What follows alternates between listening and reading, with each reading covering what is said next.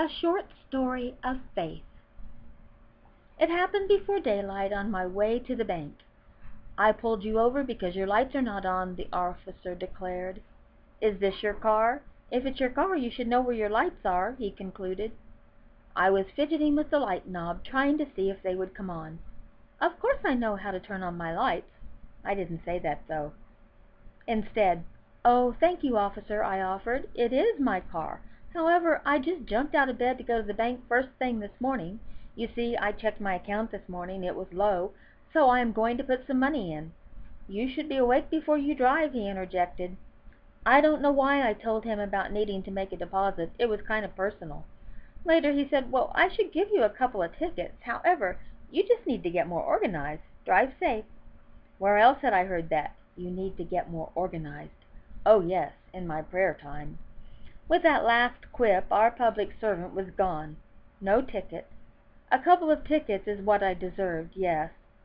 First, not having my headlights on. Second, I was unorganized and couldn't locate my insurance verification. Oh, brother.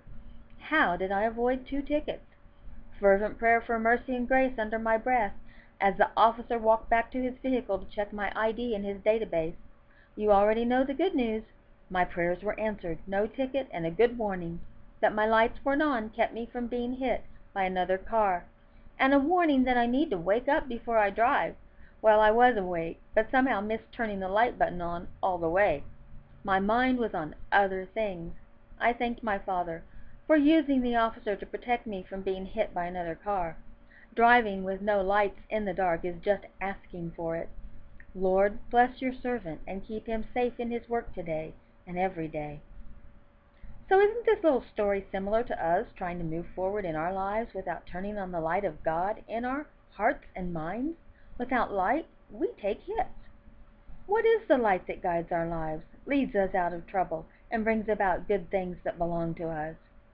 Jesus is. He is the way, the truth, the life, and the light.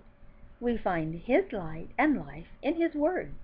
We activate His life and light through obedience to the Word and by speaking His Word.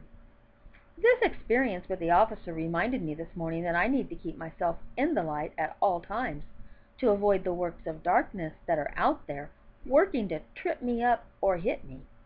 After all, we do live in a fallen world. A world where sin and its effects work, but can be overcome by the working of the Word, light. You see, one of the first things our Father wanted to overcome in His life was darkness and loneliness. God had a need. Been there? So He spoke because He is light, and He spoke because He could. When He spoke, things changed. They still do.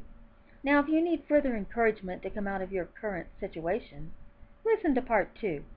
If you're pretty much okay and walking in the light already, you can stop here and have a blessed day.